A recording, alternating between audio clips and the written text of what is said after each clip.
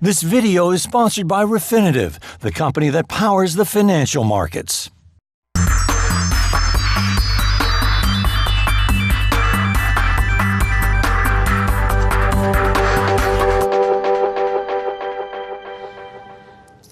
John Foley, Xerox, seems very determined to buy HP, part of the old Hewlett-Packard as was, which is much larger, which doesn't quite make sense. HP seems to have other ideas, rejected Xerox, but you've been looking at ways the deal might work the other way around. Yeah, we've been looking at this for a few reasons, not just because no office is complete without, a Xerox photocopier and an HP printer, so we're surrounded by these things, but also because it's rare that you see a smaller company make a deal, make an acquisition approach to a larger company, and it's even rarer that the smaller company, in this case Xerox, threatens to go hostile. Right. And so Xerox is saying, it said on Tuesday last week before the Thanksgiving break, that it was prepared to go straight to HP shareholders with its offer, which is a mixture of cash and shares, and which frankly we think is a very risky and not terribly attractive Partly proposal. because it would involve borrowing a lot of money to pay the cash part, and that would leave the combined company with a lot of debt, which is obviously more risky if you're trying to do things like cut costs and develop the business and invest and so on. Exactly. Like they've got in order for a small company to buy a big company, it's going to take some contortions, and in this case, Xerox is having to borrow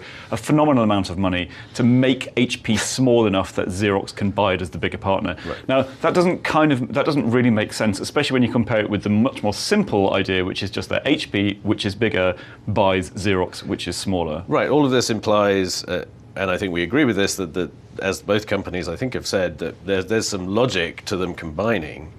But the question is which way around and on what terms. And we also have the added spice of Carl Icahn, the activist investor, who started out as a big investor in Xerox and also bought some shares, or just disclosed some shares more recently in HP. So how does that play into this? Well, so Icahn has roughly about $2 billion worth of stock invested in both of these companies. He's got, as you say, 11% of the smaller Xerox and 4% of HP.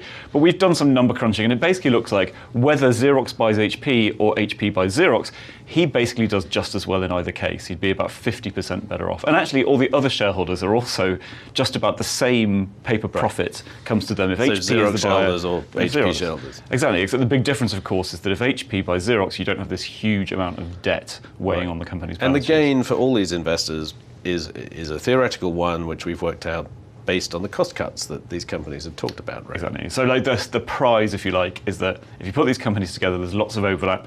You basically fire a lot of people, unfortunately, and that creates about $2 billion worth of extra profit every year. So if those companies believe that that is true, and they believe they can get away with that, and that's politically acceptable, they should do this deal one way or another, and we think it should be with HP as the senior partner.